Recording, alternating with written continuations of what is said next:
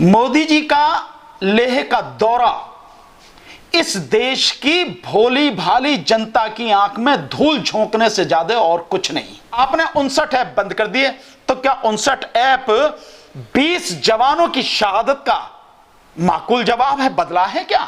रिलायंस का चीनी कंपनियों के साथ समझौता, उसका अडानी का चीनी कंपनियों के साथ समझौता, विप्रो का समझौता, इंफोसिस का समझौता, और कितनी ही कंपनियां हैं, एक नहीं है, कितनी ही कंपनियां हैं जिनके जो है उनके साथ में समझौते हैं। तो कर क्या रहे हैं आप? क्या कदम उठाए? सरकार ने कोई कदम नहीं उठाया। केवल इस देश की जनता की आंख में धूल झोंकी है प्रधानमंत्री ने। जो हमारे राष्ट्रीय सुरक्षा सलाहकार हैं श्रीमान अजीत डोभाल, उनकी एक संस्था है विवेकानंद इंटरनेशनल फाउंडेशन, यही है ना उनकी संस्था। उस संस्था ने 9 चीनी संस्थाओं से डोनेशन लिया है। दलाल मीडिया है, गुलाम मीडिया है, गोदी मीडिया है, उनका मीडिया है, जो चाहे कर दे, उसमें क्या फर्क पड़ता है? अमेरिका की सेना भारत आ गई मदद करने के नाम पर, तो आप मान लीजिए भारत हमेशा के लिए अमेरिका का गुलाम बन जाएगा, क्योंकि अमेरिका का यह इतिहास रहा है जहां जहां उसने अपनी सेनाएं भेजी, उसके बाद में आज तक वो सेनाएं वहां से वापस नहीं आई हैं, और वो सेनाएं जो हैं वहीं पर बस जाती हैं। वहीं उनका खर्चा भी, शुरू में तो कहते हैं नहीं कोई खर्चा नहीं चाहिए, बाद में पूरा खर्चा उन सेनाओं को उसी देश को देना पड़ता है, और वो जो वहां की नीतियां हैं उस देश की, उन नीतियों पर बहुत जबरदस्त प्रभाव डालते हैं, हस्तक्षेप करते हैं। यह स्थिति है। तो सरकार को यह भी ध्यान रखना चाहिए। मैं नहीं जानता हूं कि क्या स्थिति है, लेकिन यह न्यूज है, और यह न्यूज बड़ी जबरदस्त इस समय चल रही है।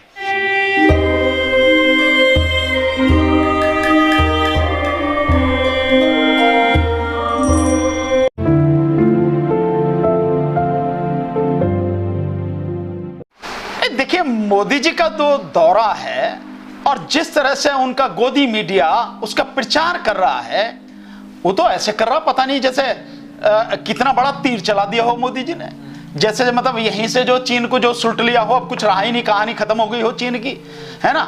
उसको जो ठीक करना था, जो 20 हमारे जवान शहीद हुए हैं, जो यूं कहूं कि जिनकी निर्मम हत्या चीन ने की है, और जो हमारे 10 सैनिक जिनमें 4 ऑफिसर्स थे जिनको बंधक बना रखा और छोड़ा जिनको बहुत बाद में, और 76 जो हमारे सैनिक हैं जो घायल हुए, तो ऐसा लगता है कि जैसे मोदी जी के दौरे से जो गोदी मीडिया कह रहा, उन सब का बदला हो गया, चुक गया।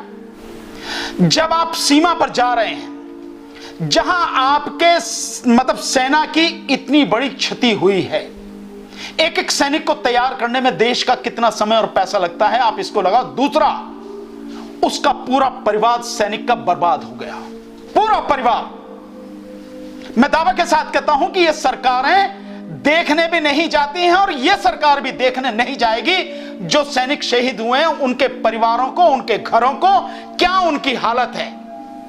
बस पहले दिन आए जब उनका शरीर आता है, अंतिम संस्कार धूमधाम से कर दिया जाता है, नारे लगाए जाते हैं, उसके बाद उनके परिवार की क्या स्थिति है कोई देखने नहीं जाता।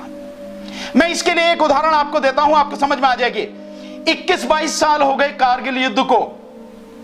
कारगिल युद्ध में जिन सैनिकों के हाथ या पैर कटे या किसी तरह की गंभीर क्षति हुई, आज तक उन्हें उनका मुआवजा नहीं मिला। यहां तक कि सरकार ने उन अपने ही सैनिकों के खिलाफ उनके डिपार्टमेंट ने मुकदमे कर रखे हैं। 21-22 साल हो गई, उनकी हालत यह है, तो तुम देखने क्या जाओगे? उन सैनिकों की क्या हालत है? उन सैनिकों के विषय में मोदी जी ने क्या कहा? कुछ नहीं कहा। चीन के विषय में आप एक शब्द नहीं बोल रहे हैं। क्यों नहीं बोल रहे हैं? जब इस मसले पर पूरा देश आपके साथ में है, हर कोई, हर पार्टी, छोटी बड़ी सारी पार्टी, सारे संगठन, सब लोग आपके साथ में खड़े हैं, क्योंकि देश की बात अलग है और राजनीति बाकी जो है वो अलग है। हमारी राष्ट्रीय जनहित संघर्ष पार्टी भी पूरी ताकत से इस मसले पर, चीन के मसले पर सरकार के साथ कंधे से कंधा मिलाकर खड़ी है। तो मोदी जी बोलते क्यों नहीं है? जब सारी पार्टियां खड़ी हैं तो मोदी जी को चीन का जो माकूल जवाब देना चाहिए। कहते हैं मोदी जी, साथियों, विस्तारवाद का युग समाप्त हो चुका है। यह युग, इसी जो ये मैं लाइन आपको पढ़ रहा हूं, इसी को माना जा रहा है कि चाइना को इंगित करके किया, चाइना की तरफ इशारा करके कहा है और इशारों इशारों में समझा दिया। भाई तुम्हारे इशारे गजब के हैं, सब इशारों इशारों में समझाते थे वो। ये है वो बात जिसको, साथियों, विस्तारवाद का युग समाप्त हो चुका है। ये युग विकासवाद का है। तेजी से बदलते हुए समय में विकासवाद ही प्रासंगिक है, विकासवाद के लिए ही अवसर है और विकासवाद ही भविष्य का आधार भी है। बीती शताब्दियों में इसी तरह शब्द बोले उन्होंने, विस्तारवाद ने ही मानवता का सबसे ज्यादा हित किया, अहित नहीं बोला, हित किया है, हित किया, मानवता का विनाश करने का प्रयास किया। विस्तारवाद की जीत जब किसी पर सवार हुई है, उसने हमेशा विश्व शांति के सामने खतरा पैदा किया है। और साथियों, ये न भूलें, इतिहास गवाह है कि ऐसी ताकतें मिट गई हैं या मुड़ने के लिए मजबूर हो गई हैं। अब आप ये बताइए, विस्तारवाद कौन नहीं चाहता? रशिया क्या विस्तारवादी नहीं है? हालांकि हमारा दोस्त है, पुराना दोस्त है। हर मुसीबत के समय में रशिया ने हमारा साथ दिया, लेकिन इस सरकार ने उसका साथ छोड़ा और जब जरूरत पड़ी है तो जाके वहां सौदा करने गए। रक्षा मंत्री गए जो मिग 21 का, मिग 29 का और सुखोई 30 का सौदा करके आए हैं, करके आए हैं। विस्तारवादी उनकी भी नीति है। विस्तारवाद अमेरिका की सबसे बड़ी तो नीति अमेरिका की है। और मुझे खतरा इस बात का है, मैं आपको यहां बताऊं कि जो अमेरिका के विदेश मंत्री हैं, उनका कहना यह है कि हम भारत और एशिया की तरफ अपनी सेनाएं भेज रहे हैं। दूसरी बात, सबसे ज्यादा विस्तारवादी नीति अमेरिका की है। इधर मैंने रशिया बता दिया, चाइना बता दिया, बाकी और देश हैं, क्या उनमें से कई देशों की विस्तारवादी नीति नहीं है? और जब आप कहते हो अखंड भारत, उस अखंड भारत में आप भारत के साथ साथ बांग्लादेश को, पाकिस्तान को, नेपाल को और अफगानिस्तान को, इसको भी शामिल करते हो आप। पुराना भारत जो उस समय सम्राट अशोक के समय का था, उसको आप करते हो अखंड भारत। तो तुम्हारी नीति विस्तारवाद की नहीं है। और ये हिंदू राष्ट्र की जो बात आप कर रहे हो, ये क्या है भाई? ये विस्तारवाद नहीं है। तो कहना क्या चाह रहे हो? माननीय प्रधानमंत्री जी को शायद यही पता नहीं है कि वो जो कह रहे हैं उसका असली अर्थ क्या है। सबकी नीतियां हैं। इससे सेना का क्या हुआ? सेना को इससे क्या लाभ हुआ? सेना का क्या मनोबल बढ़ा? सेना को क्या मिल गया? कुछ नहीं मिला। इसके अलावा आप देखें जो माननीय प्रधानमंत्री जी वहां कहते हैं, प्रधानमंत्री जी कहते हैं वहां पर, भारत आज आधुनिक अस्त्र शस्त्र का निर्माण कर रहा है। अगला ही उसके पीछे आगे जो लाइन है, दुनिया के आधुनिक से आधुनिक तकनीक भारत की सेना के लिए ला रहे हैं। भाई आपको पता नहीं है क्या बोल रहे हैं आप कह रहे हैं आधुनिक तकनीक के अस्त्र शस्त्र बना रहा, हथियार बना रहा, तो फिर आधुनिक तकनीक बाहर से कहां से ला रहे हो भाई?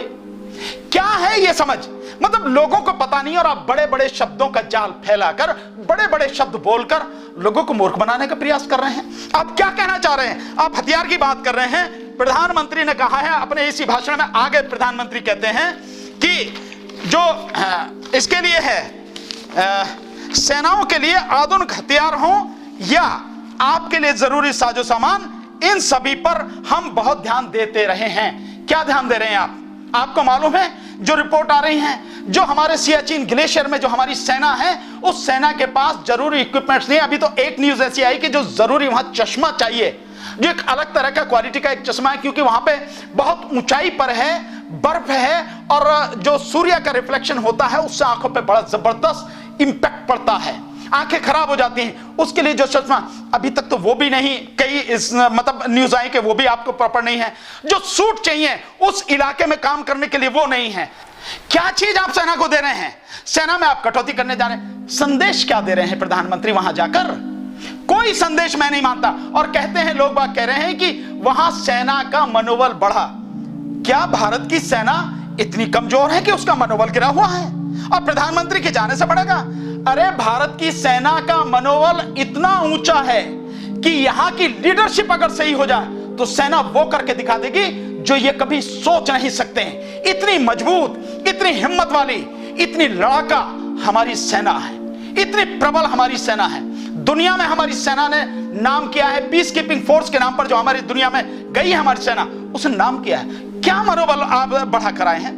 ये कुछ नहीं है, ये सिर्फ क्योंकि बिहार में चुनाव है और लोग सवाल खड़े कर रहे हैं, इसलिए जा रहे हैं। उसका रक्षा मंत्री का आप दौरा रद्द करके आप जा रहे हैं। मेरा मानना यह है कि प्रधानमंत्री का वहां जाना हमारी ताकत नहीं, हमारी कमजोरी दिखाता है। एक छोटे से जो ये सब चीज हुआ है, इस घटना के बाद में मैं मानता हूं हमारे सेना प्रमुख का जाना ही वहां के लिए काफी था। उसके बाद अगर ज्यादा था तो रक्षा मंत्री चले जाते, प्रधानमंत्री का सीधा जाना कुछ नहीं, सिर्फ राजनीति, राजनीति के अलावा कुछ नहीं है। और जो पूरा उनका भाषण है वो सारा का सारा केवल और केवल राजनीति है। लोग कहते हैं, बड़ी मुझे दुख की बात है कि कहते हैं कि हमें प्रधानमंत्री की ईमानदारी पर शक नहीं है, नियत पर शक नहीं है। तो काय पर शक है भाई? और काय पर शक है? क्या ईमानदारी है प्रधानमंत्री की? क्या नियत है प्रधानमंत्री की? क्या प्रधानमंत्री ने वहां OROP, one rank one pension का जिक्र वहां जाके किया कि चाहे वन रैंक वन पेंशन का मामला हो, चाहे चीफ ऑफ डिफेंस स्टाफ का मामला हो, हमने उस समय काम किया।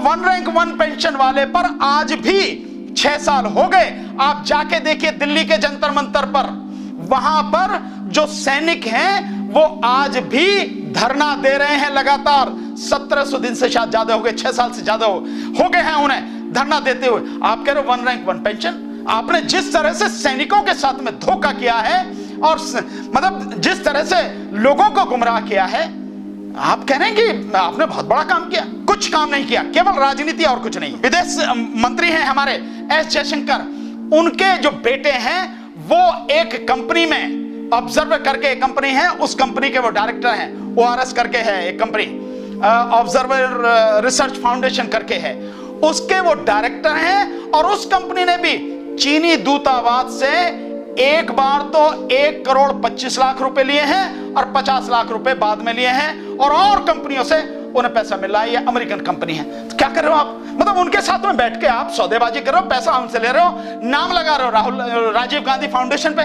कि वो पैसा ले रहे हैं। उन्होंने जबकि सारा दे रखा, आपका कुछ नहीं है। यही नहीं, कई जो चीनी कंपनियां हैं उन्होंने PM केयर फंड में पैसा दिया है और ये बाकायदा रिकॉर्ड है। प्रधानमंत्री डिनाई करें, बताएं क्यों लिया पैसा उनसे, कैसे लिया पैसा? चीनी सरकार और चीनी कंपनियों के साथ जो भी हमारे रिश्ते हैं वो रिश्ते हमारे खत्म किए जाएं, उनके साथ करार बिल्कुल खत्म किए जाएं, चाहे उसमें फायदा हो नुकसान, इसकी बात नहीं है। जब देश के मान सम्मान के और स्वाभिमान की बात है तो हमें वो रिश्ते खत्म करने पड़ेंगे।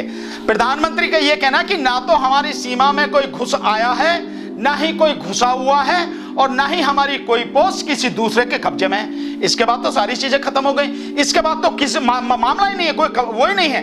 बेशक प्रधानमंत्री इन सब चीजों को डिनाई कर रहे हैं कि जो सैटेलाइट से जो इमेज ली जा रही है उससे जो पता लग रहा है कि चीन कितना घुसाया, और जो पत्रकार हैं, फौज के रिटायर्ड जनरल और लेफ्टिनेंट जनरल वगैरह हैं, ब्रिगेडियर हैं, कर्नल्स हैं, वो जो रिपोर्ट दे रहे हैं कि वो जो है पेंगोंग झील के इलाके में 8 किलोमीटर अंदर घुस आया, देपसांग के इलाके में 18 किलोमीटर अंदर घुस आया, वो आगे जो है एक जो गलवान की घाटी है जहां पहले एक टेंट था अब उसकी जगह परमानेंट और बड़ा टेंट बना लिया, और फिंगर 4 पे ही हमें रोक दिया है। हम फिंगर 2 पे हैं, जबकि हम फिंगर 8 तक हम जाते थे वहां पे गश्त करने। और ऊपर जो हमारा गोल्डी है, जो गोल्डी वो हमने वो बनाई है एयर, जो एक एयर पट्टी जो हमने बनाई है, वहां तक हम जा नहीं सकते।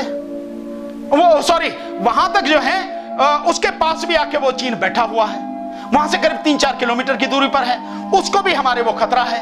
सो हम कर क्या रहे हैं, क्या बताना चाहते हैं? प्रधानमंत्री इन सारी चीजों को नकार रहे हैं। ये स्थिति है तो मैं ये मानता हूं कि प्रधानमंत्री को पूरी ईमानदारी के साथ में जनता के सामने आना चाहिए और जो सच है, जो सही है, वो बताना चाहिए। मैं मानता हूं कि जो रणनीति है उस चाइना को डिफीट करने की, वो रणनीति निश्चित रूप से सीक्रेट होनी चाहिए, नहीं बताई जानी चाहिए। पर बाकी जो फैक्ट है वो तो आप देश की जनता को बताओगे, वो आपकी जिम्मेदारी है।